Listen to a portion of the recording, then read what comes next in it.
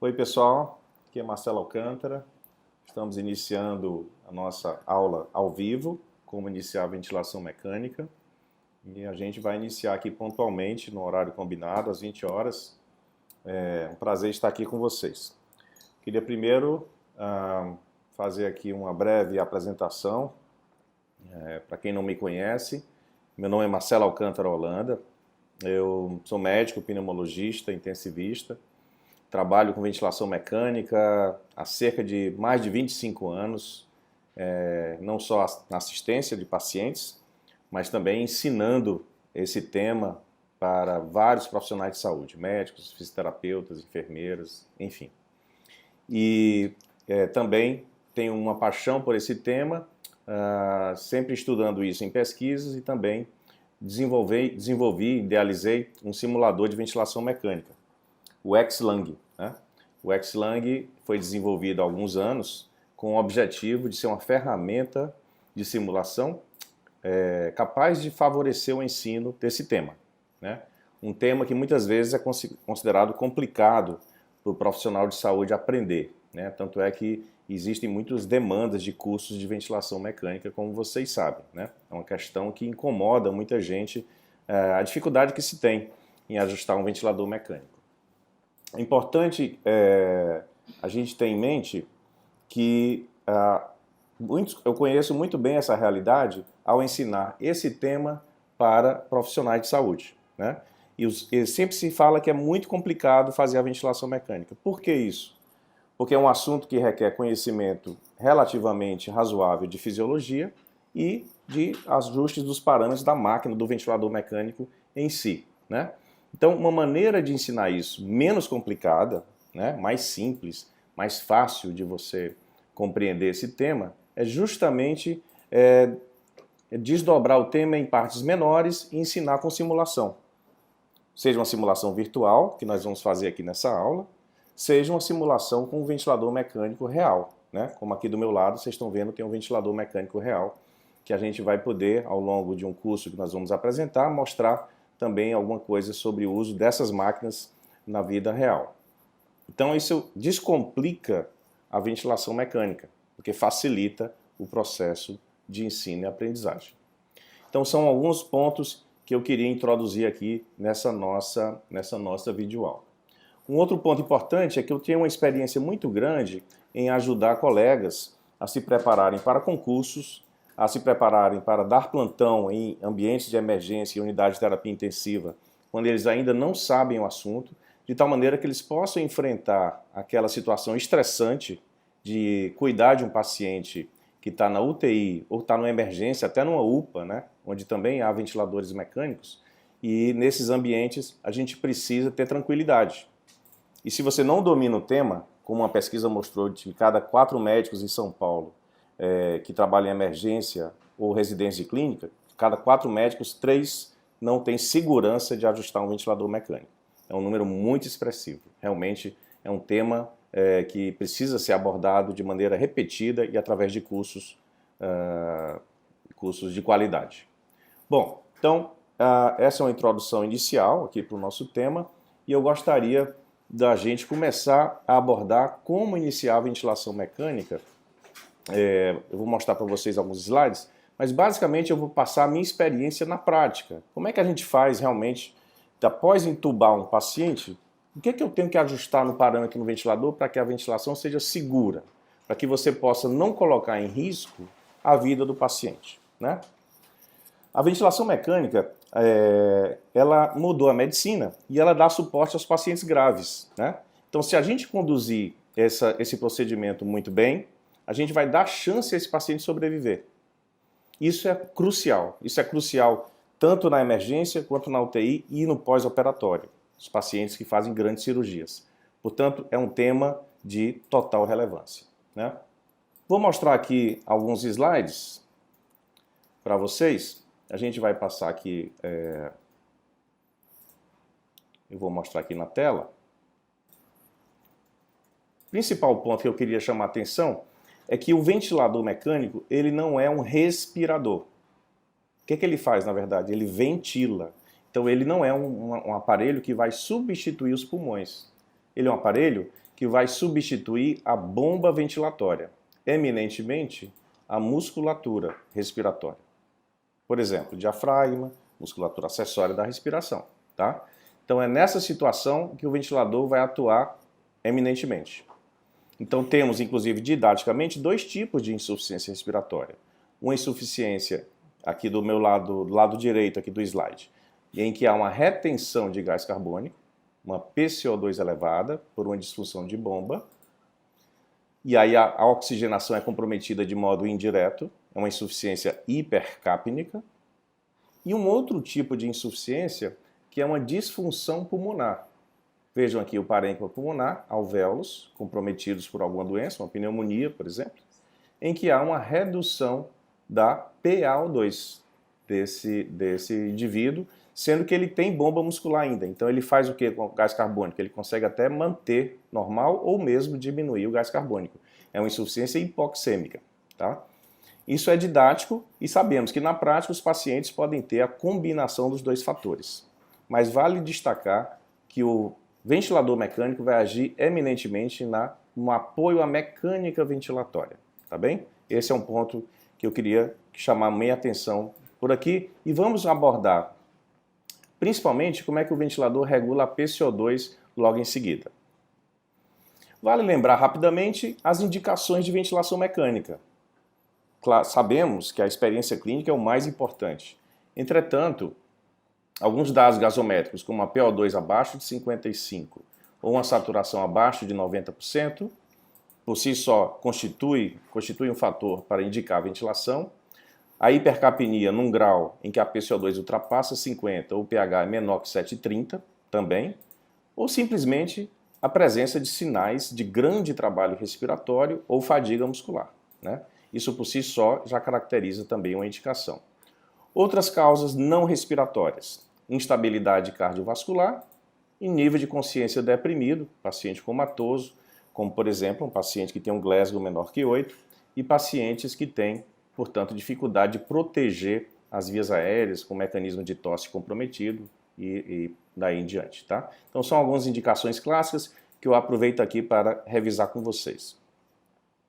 E o que a gente quer com a ventilação? A gente quer diminuir o desconforto respiratório do paciente, reverter uma acidose devido à retenção de CO2, e aí vamos nos focar em olhar o pH como principal parâmetro, pH arterial, corrigir a hipoxemia, obviamente, reverter uma fadiga muscular instalada, reverter ou prevenir atelectasias no perioperatório, possibilitar sedação e bloqueio neuromuscular para procedimentos anestésicos cirúrgicos e no paciente chocado diminuir o consumo de oxigênio dos músculos respiratórios, aumentando a oferta de oxigênio para o miocárdio e cérebro e outros órgãos, principalmente no contexto de choque, pode ser choque séptico, choque cardiogênico. Finalmente, controlar a pressão intracraniana nos pacientes que têm hipertensão intracraniana por um TCE, por exemplo. Apenas para dar uma pincelada, eu posso usar a ventilação de modo não invasivo, ou seja, não entubar o paciente. Nesses casos, os pacientes que têm taquipneia, acidose e têm a necessidade de um FO2 acima de 30%, para saturar acima de 90%, são candidatos à ventilação sem intubação. Nessa aula, nós vamos focar na ventilação no paciente intubado. Mas é só para lembrar que existe a possibilidade de eu não intubar. Claro que eu tenho que ver as contraindicações. Por exemplo, se o paciente tem uma necessidade de intubação imediata, obviamente não dá para fazer ventilação não invasiva. Ou se o paciente tem um rebaixamento de consciência. Então eu checo se o paciente tem contraindicações para VNI. Se ele não tem contraindicações, eu sigo com a VNI. Se ele tem contraindicações, eu intubo o paciente e vou para a ventilação invasiva. Perfeito? Então, voltando aqui para esse detalhe. Eu intubei o paciente. Intubei o paciente e vou ter que ajustar o ventilador mecânico, um ventilador como esse que vocês estão vendo aqui do meu lado, um Puritan Bennett, por exemplo, um ventilador mais simples até. Dá para fazer uma ventilação de qualidade? Mesmo sem ter conhecimento profundo sobre ventilação? Dá sim. Por quê? Porque nós vamos fazer um ajuste do ventilador passo a passo aqui com vocês e mostrar que é possível garantir essa segurança do paciente. Tá bem? Primeiro ponto, eu falei para vocês que o ventilador ele garante a ventilação alveolar. Primeiro ponto é a gente garantir uma PCO2 que dê um pH normal, tá? Então o pH tem que ser completamente normal. Então vamos dar uma olhada aqui num slide para vocês sobre a PCO2, tá? Vou passar aqui alguns slides, vou direto aqui para a PCO2. Depois eu volto para a oxigenação.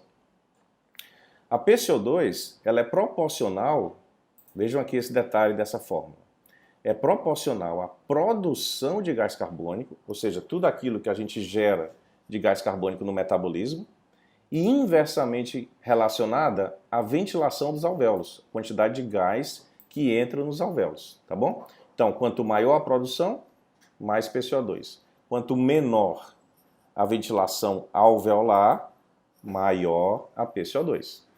E essa ventilação alveolar, por sua vez, olha como é simples. Ela é determinada pelo volume minuto. O que é o volume minuto? Que a gente marca como VE, é exatamente o volume corrente, que é o volume a cada ciclo, vezes a frequência respiratória. Né? Então, volume corrente vezes frequência respiratória. Isso dá o volume minuto. Aí vale a pena a gente voltar aqui para mostrar para vocês que o volume minuto é aquele volume que vai, toda a quantidade de gás que vai por minuto aos pulmões. Uma parte desse gás vai até os alvéolos, outra parte fica fora dos alvéolos. O que fica fora dos alvéolos, que vai até o bronquíolo, né? Passa pelo circuito do ventilador, traqueia, brônquios, até os bronquíolos terminais, esse gás que fica nessa parte, ele não ventila os alvéolos, então ele é considerado ventilação de espaço morto. Ventilação de espaço morto, tá bem? Então, voltando aqui para a tela, vou voltar aqui para a tela, a gente vai ver o que é o espaço morto.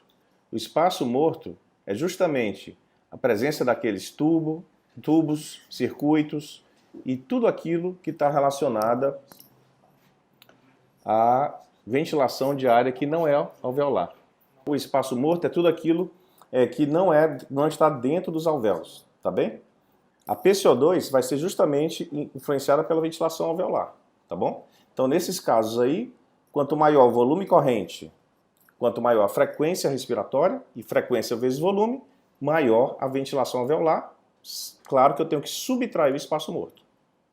O que isso vai regular? Vai regular o pH do paciente, tá? No final das contas, o PCO2 vai influenciar o pH do paciente, perfeito? Bom, o outro parâmetro que a gente vai falar agora é da oxigenação. O que influencia a oxigenação? Basicamente, a FiO2, que é a fração inspirada de oxigênio, e a quantidade de PIP, pressão positiva expiratória final, FiO2 e PIP. Esses dois parâmetros, principalmente o primeiro, vão determinar quanto de oxigênio vai ter no alvéolo, tá bom? FiO2 mais alta, maior a PO2, tá? Então, eu quero mostrar a FiO2 aqui para vocês e a influência que ela tem na pressão alveolar. Então, vejam, ele é o principal determinante. E aqui você vê no slide a PIP. A PIP, ela vai influenciar a relação VQ, ventilação-perfusão, porque ela vai manter os alvéolos abertos. Porque o que é que acontece na prática? Na prática, quando o indivíduo está deitado, intubado e apresenta sedado, sem esforço muscular, o que acontece é que os alvéolos da região de trás do pulmão, alvéolos posteriores, colabam. Eles literalmente murcham. Então o que a PIP faz? Ela evita esse murchamento, esse esvaziamento dos alvéolos no final da expiração. Então se eu dou uma PIP, eu abro os alvéolos. Esses alvéolos mantêm-se abertos no final da expiração, tá? E geralmente se utiliza uma PIP de 5 centímetros de água para prevenir esse colapso. Esse colapso é tanto maior quanto mais obeso é o paciente e principalmente quanto mais tempo ele tiver na posição a 0 grau, deitado na cama, entubado, tá bom? Então a gente sempre usa uma PIP. Se colabar, é claro que eu vou ter essa zona de colapso com shunt pulmonar, produzindo hipóxia. Perfeito? Então voltando aqui agora, a gente vai ver que eu quero, com a minha intervenção na ventilação, garantir no mínimo uma saturação de oxigênio acima de 90%. É o que eu quero como meta. E acima de 90%, indo até no máximo 96%, 97%. Eu não quero mais do que isso. Lembrando que o oxigênio que vai dissolvido no sangue, ele é uma quantidade mínima do total de oxigênio, né? Muito mais importante é a saturação de oxigênio. Então note aqui pela curva de dissociação da hemoglobina, que é essa curva vermelha, que quando a PO2 está acima de 60, eu tenho uma saturação que vai de 90% a 97%, numa faixa de 60 a 80, no máximo 90 milímetros de oxigênio. Atualmente, há uma preocupação muito grande a não gerar hipóxia no paciente. Nós não queremos que o nosso paciente tenha hipóxia, mas não queremos também hiperóxia. O que é a hiperóxia? É a PO2 acima de 120 milímetros de mercúrio. Então a gente quer uma faixa de PO2 entre 65, por exemplo, até 90 milímetros de mercúrio no máximo, ficando muito satisfeito com a faixa entre 70 a 80 milímetros de PO2. Tá? Não queremos hipóxia para o nosso paciente. Eu até brinco bastante com os residentes, dizendo, olha lá a saturação, se ela estiver batendo 97, 98, não está bom, está na hora de reduzir a FO2. O inverso, a proteção da hipóxia. Se a saturação estiver abaixo de 92, eu tenho que me preocupar e dar uma olhada nesse paciente. Talvez tenha que subir a FO2 rapidamente, titular essa FO2, subir a saturação para 94, e depois examinar o que pode estar acontecendo ao paciente. Pode ser algum colapso, edema pulmonar, choque, outros fatores, tá bem? E nos slides aqui a gente vai ver aqui um outro parâmetro que na ventilação é obrigatório, pessoal. É medir a relação PaO2-FO2, que é a relação PF. Alguns usam o termo índice de oxigenação, não é muito bom usar esse termo, que é usado mais na pediatria, né? É um índice simples, simplesmente a divisão da PO2 pela FO2, e essa relação ele é importante, porque é um critério diagnóstico para SARA, que é a Síndrome da Angústia Respiratória Aguda, mas principalmente para qualquer paciente ele avalia a resposta à terapia. Ou seja, ele vê se a sua oxigenação está eficiente ou não está eficiente, a oxigenação do paciente. Perdão. Então, ela tem algumas limitações, mas ainda é o parâmetro melhor. Vamos fazer aqui um exercício para ver o valor desse índice. A gente tem aqui no slide 3 situações de um mesmo paciente. Vamos imaginar aqui. E eu tenho a PO2 na situação 1 de 75, na situação 2 190, na situação 3 80. E abaixo a FO2 para cada situação. Em qual das 3 vocês acham que a oxigenação, ou seja, a eficiência em oxigenar está melhor? 1, 2 ou 3? O que é que vocês acham? Pensando bem, se você fizer a relação PO2-FO2, a oxigenação, na situação 1, dividindo 75 por 0,25, eu tenho um índice de 300. Enquanto que na situação 3, por exemplo, 80 dividido por 0,4 vai dar 200. Então, na situação 1, apesar da PO2 estar menor, eu tenho a melhor eficiência da oxigenação. Então, só tem sentido avaliar a oxigenação através dessa técnica, tá bem? Bom, o que mais é importante na ventilação? Um outro parâmetro crucial é a gente ajustar a quantidade de gás que vai entrar a cada ciclo, ou seja, volume corrente. O volume corrente nem pode ser muito alto, que pode causar lesão no parênquima pulmonar, nem pode ser muito baixo, que pode provocar colapso, pode favorecer a atelectasia. Qual a faixa de volume, então? Todo mundo pergunta. A resposta é simples. 6 a 8 ml por quilo de peso ideal. Peso ideal. Repetindo, 6 a 8 ml por quilo de peso ideal. Como é que eu calculo esse peso ideal? Eu tenho que saber a altura do paciente. Porque o peso ideal é o peso magro, ele é proporcional à altura. E tenho que saber também qual é o sexo do paciente. Então vamos aqui para os slides, eu vou mostrar para vocês. Então novamente aqui, volume corrente 6 a 8 ml por quilo, né?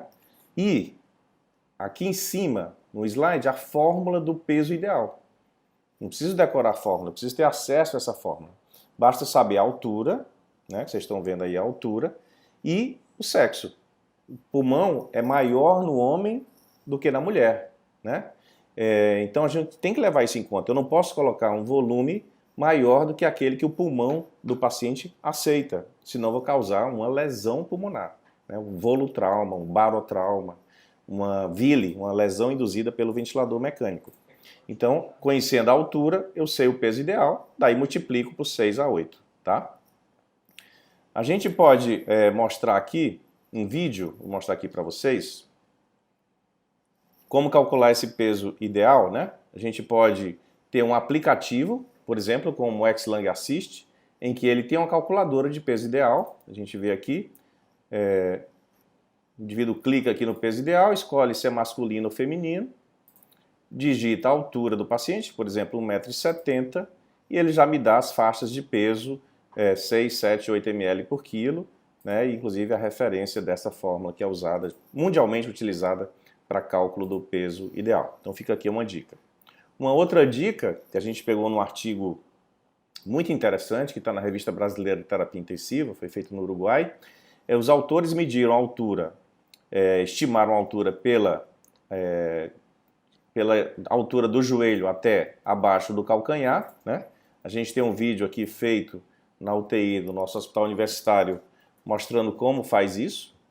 Então vejam aí o vídeo, com a trena descartável, a fisioterapia, o médico, a equipe da UTI mede a diferença entre a altura do joelho até atrás do calcanhar. Muito simples aí, né?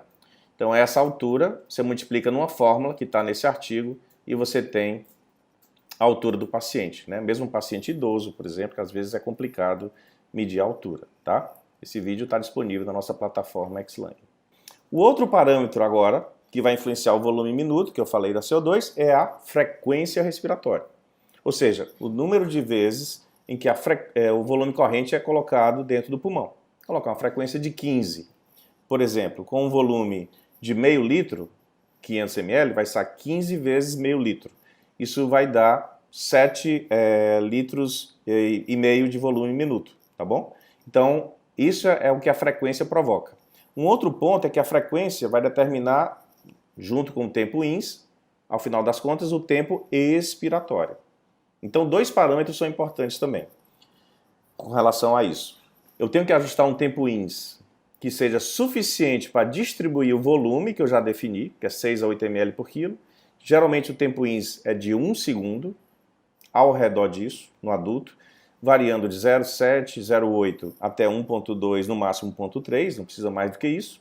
Na média ficando em torno de 1 segundo. Se você não quer decorar nenhum número, lembra do número 1, o mais fácil de todos, e ajusta o tempo ins em 1 segundo. O tempo ex vai ser determinado pela frequência. Vamos fazer umas contas rápidas aqui. Se eu colocar uma frequência de 15, então vou pegar 60 segundos, que é 1 minuto, e dividir por 15. 60 dividido por 15 vai dar 4, né? 4 vezes 15, 60, 4 segundos. Se eu tenho 4 segundos para o meu paciente, do ciclo respiratório, e 1 segundo eu tiro para inspiração, sobram 3. Então eu vou ter 3 segundos para expirar. Essa é uma boa conta. 3 a 4 segundos é suficiente para permitir a exalação da maioria das vezes com o volume corrente, se ele estiver bem ajustado. Então memoriza alguns números. 1 segundo para ins, 3 a 4 para ex, para a maioria dos pacientes, tá? Vejam que o tempo ins e ex, ele vai determinar, inclusive, se não ocorre uma complicação que é a hiperinsuflação dinâmica. Vocês estão vendo aqui, parece um termo muito complicado, mas não é não, pessoal, é bem simples. Vocês estão vendo aqui o volume ins, o volume ex, certo? O fluxo ins, que esse aqui é um fluxo quadrado no modo VCV, ventilação ciclada volume, e aqui a fase ex.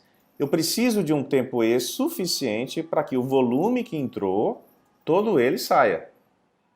E essa fase expiratória eu não controlo no ventilador, ela é determinada pelo paciente e pela resistência expiratória, né? Então, nesse exemplo que vocês estão vendo nessas curvas, o que houve? A gente aumentou de propósito a frequência respiratória. Percebam o que vai acontecendo com o tempo ins. Nada, é o mesmo tempo ins. Mas o tempo ex, olha o que aconteceu. O tempo ex vai ficando curto e olhem a curva de fluxo, ela não volta mais a zero. Não volta mais a zero. Isso é o quê? Autopip, aprisionamento de ar. Se você olhar a curva de volume aqui em cima, ela mostra bem esse aprisionamento. O volume não volta mais à linha de base, porque o tempo esse ficou curto demais. E se ele ficar curto demais, ele aprisiona ar dentro do pulmão até um novo estado de equilíbrio que pode acontecer. Então é muito importante olhar a curva expiratória e ela deve voltar à linha de base zero, indicando que não tem hiperinsuflação dinâmica. Perfeito? Então, mais um parâmetro que já ajustamos aqui. O que mais nós vamos ajustar? Além da oxigenação, que é FO2 e PIP. Ventilação, que é volume, corrente e frequência.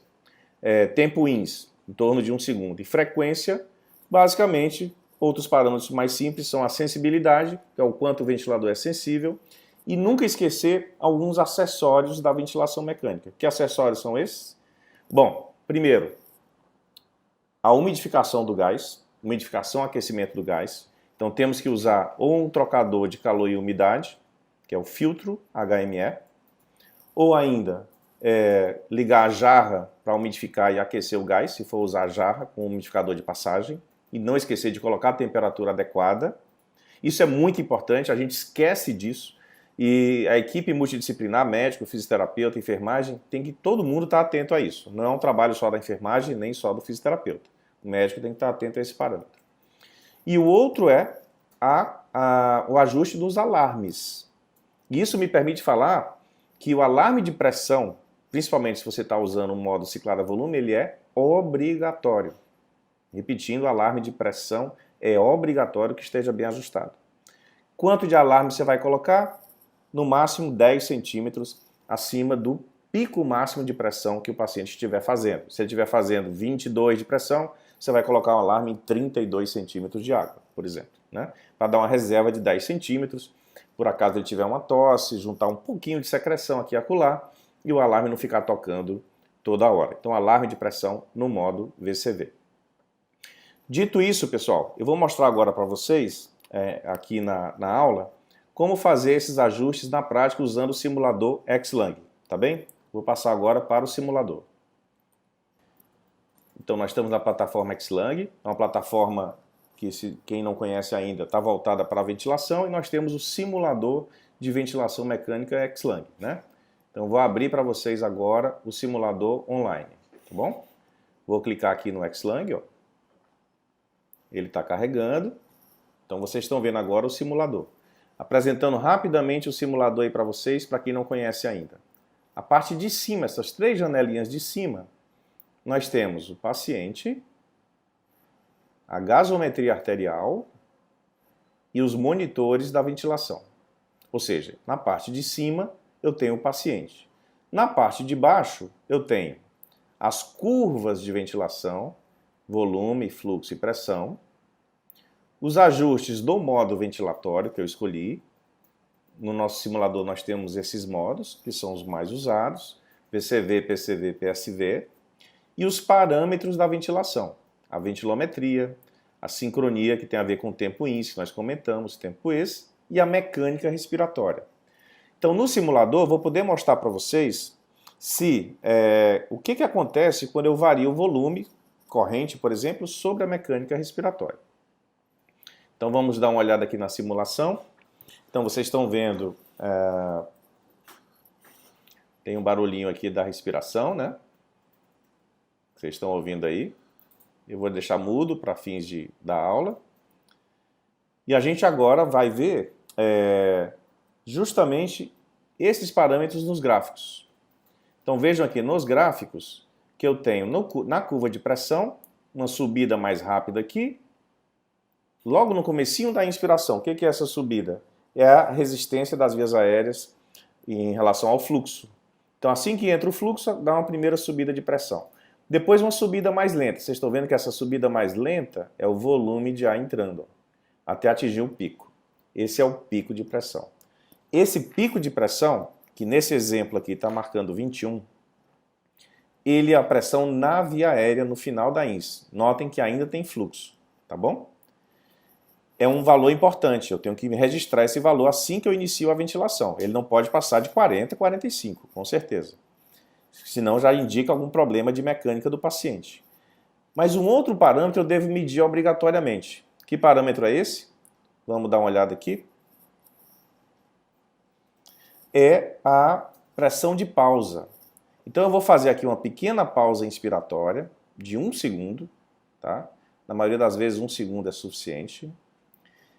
Então 2 números vocês decorarem, 1 segundo de tempo índice e 1 segundo de pausa, né? Então fácil, né, pessoal? Então a gente vai fazer uma pausa inspiratória de 1 segundo. Vejam aí. Olha que bonita essa pausa aqui. Deixar correr mais um pouquinho o gráfico, a gente vai ver melhor, tá? Pronto. Então vocês estão vendo aqui que durante a pausa inspiratória, o fluxo não existe, ele é zero. O volume corrente, vocês estão vendo que ele fica lá estacionado num valor porque ele está dentro do pulmão, nesse caso 500 ml. E a pressão de via aérea não é mais o pico. A pressão de via aérea é uma pressão muito fácil, pressão de pausa. Ou pressão de platô, porque ela é medida durante esse platô, durante essa pausa. Essa pressão, pessoal, é uma pressão que deve ser obrigatoriamente medida em todo paciente no início da ventilação. Ela determina a pressão nos alvéolos, a pressão lá na intimidade do pulmão. Essa pressão ela não deve ultrapassar nunca 28, 30 centímetros de água, por uma questão de segurança, para não rasgar o pulmão e ter um pneumotórax. E a outra pressão, além da própria pressão de pausa que você consegue medir, é a chamada driving pressure, ou pressão de distensão. O que é isso? É a diferença entre a pressão de pausa e a PIP. Nesse caso a PIP está 5, como eu falei, uma PIP usual para início da ventilação, e a pressão de pausa está em 13. 13 menos 5 vai dar uma driving pressure, ou pressão de distensão, de 8 centímetros de água, 13 menos 5. Pressões acima de 14 centímetros de água, de driving pressure, pressão de distensão, estão associados à pior evolução do paciente. Prognóstico pior, maior risco dele evoluir mal, principalmente se o paciente tiver SARA. Então eu tenho que medir sempre isso após o início da ventilação mecânica. Perfeito? Então aqui eu ilustrei para vocês alguns aspectos de mecânica. Veja o que acontece quando eu modifico um parâmetro como o volume corrente. Eu vou colocar um volume corrente um pouco mais alto.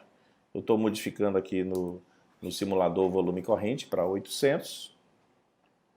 E vocês vão ver que com 800 ml de volume, eu tenho agora uma pressão muito mais elevada. Então notem a importância do volume corrente. Eu ajustei uma pressão mais alta, aliás, um volume mais alto, agora de 800, e o platô, que era 13, subiu para 19. Então já começou a ficar um platô mais alto, unicamente porque eu coloquei um volume corrente maior, certo? Então esse ajuste do volume é crucial. Vale lembrar que o volume corrente ele deve ser o parâmetro guia da ventilação, tanto no modo VCV quanto no modo PCV, se eu for utilizar esse modo, tá bom? Vou aproveitar agora que a gente fez essa simulação e fazer um exercício com vocês na nossa plataforma, tá bem? Eu vou mostrar agora para vocês um novo recurso que lançamos muito recentemente e que já está disponível, é o X-Lung Trainer, tá? É o nosso treinador de ventilação. Então, com esse recurso, a gente vai finalizar o conteúdo dessa primeira aula que nós estamos ministrando ao vivo para vocês. Então, eu vou agora novamente para o simulador. Vamos fazer aqui o recurso do simulador. Só que agora o simulador que a gente vai fazer é o Trainer. Então, eu estou aqui na página do X-Lung Trainer, que está na versão beta. Vou clicar aqui no Trainer, ele vai carregar uma série de exercícios. Eu vou escolher um único exercício aqui, tá? Ajuste do volume corrente, modo VCV. Eu vou escolher esse exercício para a gente fazer junto agora. Então eu cliquei aqui, o que aparece? Aparece o exercício, né? Então eu vou ler aqui, ajuste do volume corrente, modo VCV. Mulher de 55 anos foi admitida com pneumonia grave e entubada. Está sedada, está sob efeito de bloqueio neuromuscular. A gente sabe que ela tem uma altura de 1,65 m, tem um peso real de 70 kg, mas o peso ideal dela, calculada por aquela fórmula, 57 kg. Então, 57 de peso ideal, tá bom? Pneumonia, entubada e sedada. Acabou de ser entubada. Vamos ajustar o volume corrente? Vamos lá. Então começamos aqui o exercício. Nós temos aqui, no total, 7 minutos para fazer esse exercício. Vamos ver se a gente consegue. Se eu quiser ver de novo o cenário, está aqui o cenário clínico, né, que a gente já viu. E eu tenho uma missão. Qual é a minha missão? Ajustar o ventilador. Nesse caso, ajustar o volume corrente no modo VCV em 6 ml por quilo de peso ideal, já que ela tem pneumonia. Depois, ajustar o tempo inspiratório entre 0,8 a 1 segundo e ajustar a frequência respiratória para manter um volume minuto entre 7,6 a 8,6 litros. Tá? Então eu tenho a minha missão. Eu vou poder acompanhar para esse exercício aqui a gasometria, né? Então vocês estão vendo o pH, PCO2, PO2 e saturação. E aqui embaixo vocês estão vendo os ajustes do ventilador. Inclusive ela está com FO2 de 50%, uma PIP de 10, né? No modo VCV, está aqui o volume corrente 550 ml, tá bom? Ora, ela tem 57 quilos de peso ideal. Então se a gente multiplicar 6 vezes 57, a gente vai ter 6 ml por quilo, tá? Então 6 ml por quilo, quanto vai dar de volume corrente ideal para essa paciente, né? Não vai ser 550, tá bom? Então 6 vezes 57, eu vou ter um volume de 340 ml. Então olha, vou mudar aqui o volume, 340 ml, tá? Vou confirmar esse ajuste. Mudei o volume. Olha só o que aconteceu, pessoal. O volume caiu e o fluxo também, né? E a pressão também, mas o tempo inspiratório ficou muito curto. Veja que ele ficou só meio segundo, o tempo inspiratório. Então eu vou ter que fazer um outro ajuste além de baixar o volume. Eu vou colocar um volume, um fluxo menor. Eu vou colocar um fluxo aqui de 25, ó, pronto. Com 25 de fluxo constante, eu vou deixar um tempo inspiratório agora de, vamos dar uma olhada aqui, de 0,8 segundos. Então era 550, eu baixei para 340, mas tive que baixar o fluxo para dar um tempo ins maior, de 0,82 segundos. Então agora já estou com um fluxo melhor. E agora, olha o que está acontecendo. Eu baixei o volume, né, e não mexi em mais nada, volume e fluxo. Não mexi na frequência. Olha o que aconteceu aqui na gasometria, prestem atenção. O gás carbônico subiu, já está vermelho aqui, significando que ele está perigosamente alto, né? Então aqui eu tenho que ter muito cuidado. Por quê? Porque eu reduzi o volume, e aí, ao reduzir o volume, sem querer, vamos dizer assim, eu produzi uma outra alteração que vocês estão vendo aqui. Eu reduzi o volume minuto, que é o volume vezes a frequência. E ao reduzir o volume minuto, o efeito disso é justamente o quê? A retenção do gás carbônico. E como é que eu corrijo isso? Vocês já devem estar pensando, muito fácil. Eu vou aumentar a frequência respiratória, inclusive isso é uma missão, aumentar a frequência, para deixar um volume corrente ao redor de... volume minuto ao redor de 7,6 a 8 litros, 8,6 litros. Então aumentei aqui a frequência, vocês vão ver que aumenta a frequência aqui nos gráficos, né? A gente ainda tem tempo aqui para terminar o exercício. E vocês vão ver que aos poucos, esse volume minuto, vocês estão vendo aqui está 5,7, frequência 17, ele começa a subir. Então já subiu aí um pouquinho, né? Estava quase 5 litros fechado, agora já está 6 litros, a frequência vai subindo, e o gás carbônico, à medida que a frequência vai subindo, vai atingindo aquele patamar que eu programei, ele vai baixando e o pH vai normalizando, né? E eu saio daquela hipercapnia que eu causei. Eu causei uma hipercapnia porque eu usei o volume corrente que baixei sem mudar a frequência, né? Então, quando você baixa o volume, isso é crucial num paciente como essa, eu tenho que reajustar a frequência respiratória. Nesse caso aqui eu reajustei, tá bom? Eu estou quase atingindo aqui o programado na minha missão, né, que é 7,6 litros. Eu estou com 7,4, ainda não atingi. Eu vou aumentar um pouquinho mais a frequência e com isso a gente vai atingir esse volume minuto para essa paciente. Meu tempo IN está bom, está 0,8 segundos, meu volume está 6 ml por quilo, que eu calculei, e a minha frequência agora já está dando o volume minuto programado. Entenderam, pessoal? Então ajustei volume, fluxo, tempo INS, frequência. A única coisa que eu não ajustei aqui, que não precisou, foi a FO2. A FO2 eu mantive 50%, por quê? Se a gente olhar a saturação dela, está ótima, 96%. Está naquela faixa que a gente combinou. ela está saturando bem e a PO2 está numa faixa terapêutica de 85 milímetros, né? Lembra que a faixa é de 65 a 90, né? Aproximadamente. Então aqui está bem satisfatório. O índice de oxigenação está baixo, que é a divisão da PO2 pela FO2, o que indica que ela tem mesmo pneumonia e ela não está com a troca gasosa tão boa assim, tá bom? Dito isso, a gente parece que cumpriu a missão. Vamos dar uma finalizada aqui no exercício, né? Pelo jeito. Ok, a gente tirou 10 nesse exercício, né? Então, tá todo mundo aqui de parabéns, consegui acertar. Então, a gente tem aqui os valores esperados e o que nós realizamos, assim como no ajuste do modo, como na monitorização da ventilação, tá bom? Então, esse tipo de exercício nós temos no Trainer, que é esse novo recurso que temos na plataforma Xlang, que a gente tem usado muito, muito mesmo, para ensinar pessoas, que, tanto iniciantes da ventilação, quanto aqueles que já têm muita experiência em ventilação, mas que aprenderam numa época que não existia curva de ventilação, que não existia esses conceitos de driving pressure, assim por diante, que realmente precisa de uma atualização permanente, uma educação permanente, né? E para a gente resolver essas questões, que sei muitas dúvidas, a gente tem aqui uma apresentação de um novo produto aqui da plataforma Xlang, junto com a abordagem clínica, que eu queria falar para você, que é algo que pode ajudar você a se sentir mais seguro em ventilar o paciente na beira do leito. Deixa eu convidar aqui uma colega que trabalha conosco.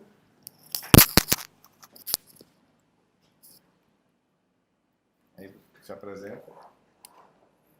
Olá, gente, boa noite. Eu sou Andréa Carvalho, trabalho na Xlang com o Marcelo desde a abertura. E é uma alegria muito grande poder, nesse momento, falar para vocês justamente do que vai ser o curso. Eu acho que essa é a grande dúvida que todo mundo deve estar agora nesse momento, né? Como é que vai ser isso? Já que é a primeira vez que a gente está lançando um curso online, um curso extremamente pedido, uma demanda que a gente já tem há muito tempo. E nós paramos e pensamos mesmo que havia chegado o momento para a gente fazer isso. Então, é uma coisa que a gente sempre quis fazer. Uma coisa importante de a gente pensar é que existe um valor muito maior do que qualquer investimento. Então, assim, a ideia de investir em coisas como tranquilidade, confiança, poder atender o paciente com satisfação, né? Poder ter tranquilidade em tomar decisões, se sentir, na verdade, empoderado. Acho que é uma palavra interessante, realmente. A pessoa acaba se sentindo empoderada diante da equipe, diante da família, e isso não tem preço. Efetivamente não tem preço. Uma coisa interessante quando a gente pensa na questão do investimento, principalmente para vocês que estão do outro lado da câmera, e a gente às vezes está do outro lado da câmera também, qual a garantia que eu tenho que isso vai funcionar para mim, para a minha necessidade, né? E a gente vai fazer essa garantia no seguinte sentido: a gente tem tanta confiança no produto que a gente montou, que a garantia é a seguinte que a gente está afirmando aqui nesse momento diante de vocês. Vocês terão 30 dias, a partir desse momento, para desistir a qualquer momento. Então, olha, não estou conseguindo, não é para mim, não estou nesse momento, nós não vamos questionar. Vocês vão mandar um e-mail e vocês vão receber o reembolso completo. Não é isso, Marcelo? Perfeito. Né? E essa é a ideia fundamental. Eu acho que isso transmite para vocês a nossa tranquilidade, a nossa segurança em oferecer esse produto da plataforma Xlang. Uma coisa que a gente observou também, antes de entrar efetivamente no valor, é que a gente foi procurar que valor, quanto é que está se cobrando por um curso com esse formato, com essa estrutura, né? Um cara como o Marcelo, enfim. E a gente viu que isso custa uma média de R$ 1.200, R$ 1.500. Essa é a faixa de preço. Só que nós estamos lançando esse produto, a gente quer que vocês participem. Na verdade, a ideia é estarmos juntos nesse processo de aprendizado e evoluirmos nesse contexto. Porque é uma filosofia, o Xlang é uma empresa, mas a gente tem a filosofia de ensinar ventilação mecânica cada vez melhor e cada vez a um maior número de pessoas. Esse é um dos nossos maiores sonhos. Né? E eu acredito que vocês também, porque havia a expectativa, havia o pedido. Né? E diante desse preço, lá, 1.200, 1.500, putz, não é essa a ideia. Não é essa a ideia é que todos possam. De forma que a gente consiga também ter uma estrutura de qualidade profissional. O Marcelo falou, mas nós temos uma equipe imensa aqui nesse momento, né? E aí a gente pensou num valor que seja extremamente acessível. E a gente fechou hoje, para vocês terem uma ideia do tanto que nós pensamos nisso, e que não foi a coisa mais importante nesse momento, nós fechamos hoje esse valor de R$ 697. 697. E a ideia ainda é que vocês vão poder pagar isso em 12 vezes, né, Hugo? 12 vezes. Em 12 vezes no cartão. Vocês poderão dividir isso em 2 cartões. Então, assim, a gente realmente quer facilitar. A gente precisa que vocês entendam o quanto nós estamos compromissados. O nosso compromisso com vocês está assumido. A gente precisa agora do compromisso de vocês, para a mudança de vocês. Essa é a principal coisa. Porque assim, a informação, a live que está no Instagram, a aula espetacular que o Marcelo deu, uma amostra, na verdade, uma pequena amostra do que a gente pensou, serão 4 módulos, serão 14 temas abordados. É muito valor disso, até para nós é muito grande. Então, assim, a gente tem 3 opções. Eu sempre penso nisso como profissional, sou fisioterapeuta como alguns de vocês. Marcelo é médico, enfim. A gente sempre tem 3 opções quando a gente se vê diante de uma decisão. A gente pode continuar como está, com as dúvidas que a gente tem, com a sensação de medo, com a sensação de insegurança. A gente pode continuar exatamente onde a gente está, com o que a gente sabe. A gente sabe que também, não é que vocês não saibam, a gente também não parte desse pressuposto. A gente sabe que sempre há o que aprender mais. E nesse contexto, a gente tem essas 3 possibilidades de ação, de fazer ou não alguma coisa. A primeira é não fazer e continuar. A segunda é aguardar um curso presencial que vai vir em algum momento. Eu vou ter que ter uma agenda, eu vou ter que remanejar plantão, eu vou ter que ver como é que está a minha agenda de aula na faculdade. Enfim, tem uma série de questões. Ou vocês vão acessar esse link que a gente vai disponibilizar aqui na plataforma no YouTube, né? E vocês vão já... A inscrição já está aqui, né? Na descrição do vídeo, exatamente, está na descrição do vídeo. E vocês já vão aproveitar as primeiras vagas. Porque a nossa ideia também é que a gente não deixe a coisa lotada. Somos extremamente transparentes, como sempre. A ideia é que nós somos extremamente transparentes. E a gente não fechou um número máximo, mas a gente também não gostaria de, no primeiro lançamento, ter um número absurdo. Então aproveitem essas primeiras vagas que a gente vai avaliando a possibilidade de entrada. Além dessas coisas todas que eu falei até agora, é uma lista tão grande de bônus que eu vou fazer uma cola. Peço desculpa a vocês aqui. Esqueci.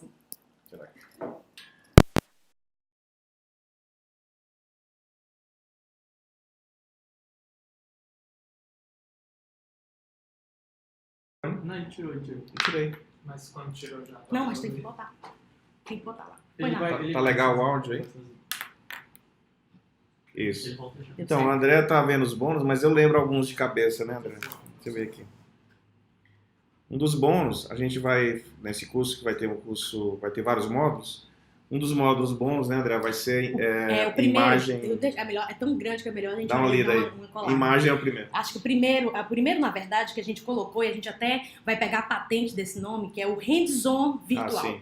Então a gente vai ter um hands-on virtual e acabamos também, a partir de algumas solicitações, a gente acabou de oferecer a vocês, né? Todos os inscritos ganharão 2 meses da plataforma Xlang, né?